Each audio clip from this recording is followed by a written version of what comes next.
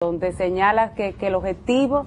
es realmente la reducción del déficit habitacional de nuestro país y facilitar el financiamiento a la vivienda de bajo costo a las clases más desposeídas, creando las figuras, los instrumentos, los mecanismos e incentivos necesarios para lograrlo. El alcance ya general o la visión hacia el futuro que tiene el proyecto es que podamos contar con un marco legal unificado para impulsar el desarrollo del mercado hipotecario y de valores y de fideicomiso, que es una figura inexistente en nuestro país que entra también en este contexto legal, y así estimular por un lado a los emisores de estos valores de largo plazo. Recordemos que nuestra economía en esencia es un poco cortoplacista, los instrumentos son de corto plazo y ahora queremos ver, aunque hemos avanzado en esa dirección, queremos ver cómo profundizamos el mercado de valores con instrumentos de largo plazo, y por otro lado el otro brazo serían estos inversionistas institucionales que pudieran adquirir esta gama de instrumentos variados. Y sobre todo, algo muy importante en este proyecto es que está concebido de forma tal que se respeta el ámbito de cada uno de los mercados que interactúan en esto. Entiéndase el mercado de valores, el mismo sistema de pensiones, el sistema financiero en términos generales, de forma tal que se coordina al amparo, por ejemplo, del artículo 227 de la Constitución, este mercado financiero nacional, pero tratando de respetar el ámbito de competencia de cada una de estas legislaciones para que haya una coordinación general integrada y coherente. Exacto. Ahora pudiéramos decir, Angie, que ya existe realmente una ley de mercado de valores, existen organizaciones que son las entidades que están en el mercado para hacer la labor de intermediación entre los inversionistas y los usuarios de créditos, los ahorrantes.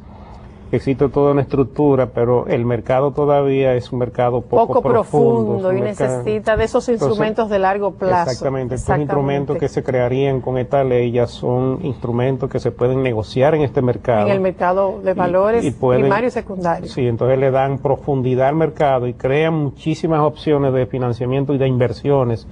por parte de los agentes del mercado, que era algo que todavía no existía. Exacto. Lo más importante aquí, Angie, es que vayamos despejando la duda que tiene mucha gente, porque este tema se ha manejado y se ha de tal forma que yo creo que no orienta mucho, porque la gente, por lo que yo decía al principio, por el temor que tiene de que el gobierno vaya a usar los fondos, entonces lo que primero que ve cuando se habla de esto es, bueno, los fondos de pensiones van a estar en peligro porque van a estar en manos del gobierno. Y yo creo que este es un punto importante, además de lo que tú mencionas, que es muy importante sobre la profundidad, la generación de estos instrumentos y las opciones de inversión que se van a crear, que le digamos algo a los amigos televidentes respecto a la seguridad que hay en el uso de estos fondos, y entonces podemos continuar hablando de los detalles. Sí. Vamos a una pausa y regresamos en un momentito.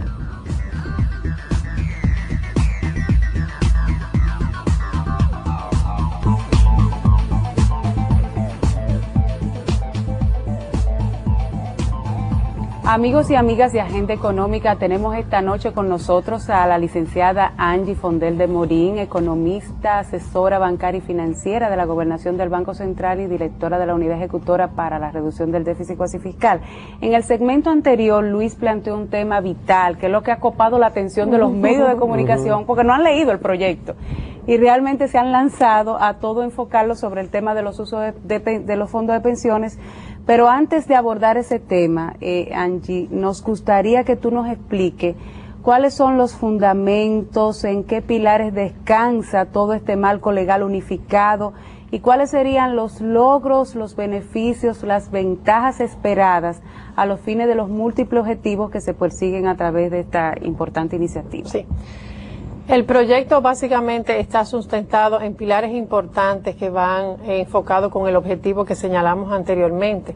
En primer lugar, sería crear todo un marco de políticas públicas tendente a propiciar el desarrollo del mercado hipotecario, dirigido básicamente focalizado a la construcción de viviendas de bajo costo, como dijimos anteriormente, y a la construcción en sentido general, creando figuras, instrumentos, figuras inexistentes como por ejemplo el fideicomiso. Ese es uno de los pilares más importantes que sustenta la filosofía de este nuevo proyecto. Por ejemplo, aquí podemos ver esos temas que tú estás sí, tratando. Están ahí en pantalla, lo que tú lo exactamente. explicas, exacto. Entonces, por ejemplo, en este tema de la creación de las figuras, tenemos el tema, por ejemplo, del fideicomiso y el agente de garantía. Son dos figuras nuevas que se insertan en lo que es el desarrollo de un mercado hipotecario. Por ejemplo, la del fideicomiso es una simple figura que permite que los bienes de un determinado propietario puedan ser transferidos a un fondo para que fuesen administrados por una tercera persona, que son los fiduciarios, y estas terceras personas pueden ser entes que ya tenemos, emisores que ya tenemos en nuestro mercado, como los bancos múltiples, las asociaciones de ahorros y préstamos, pueden ejercer esta figura de la fiducia, y en el marco del mercado de valores, las administradoras de fondos y los intermediarios de valores. Ellos pueden ejercer esta fiducia y administrar esos bienes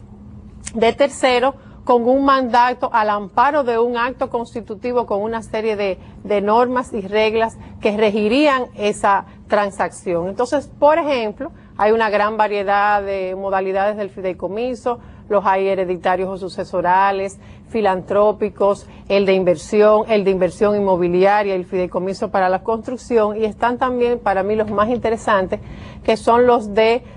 valores de oferta pública, o sea que tú puedas con cargo a ese fideicomiso emitir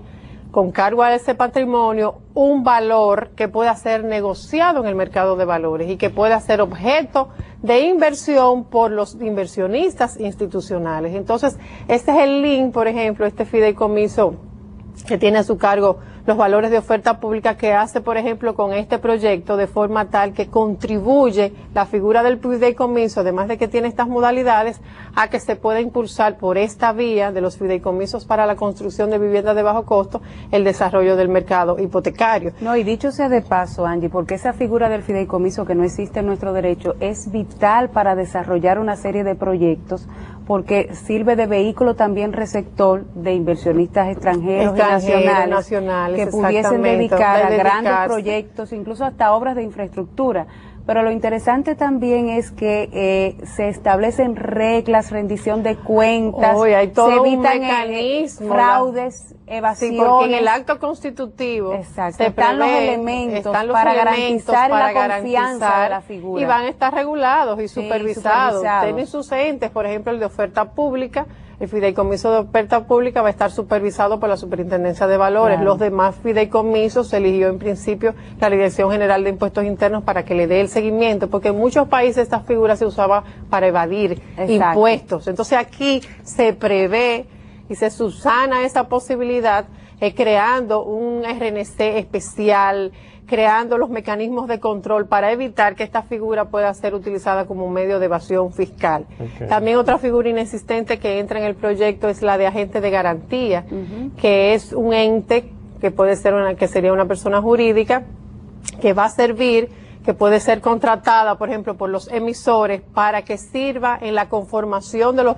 los patrimonios o de los subyacentes, que son la garantía de esos títulos, de manera que para los inversionistas hay una seguridad de que va a haber un ente especializado en la materia que va a trabajar en el perfeccionamiento y en la ejecución inmobiliaria en un momento dado si es necesario. O sea que hay este segundo elemento que viene a dar seguridad jurídica a estos instrumentos. También otro pilar importante en que se sustenta esto es esta diversidad de alternativas de inversión de largo plazo que van a ver con las seguridades jurídicas que se le dan a esos instrumentos, incorporando aspectos legales que eran de vital importancia que se establecieran en un marco legal, no por ejemplo por resolución de Junta Monetaria, como está el tema de la prelación,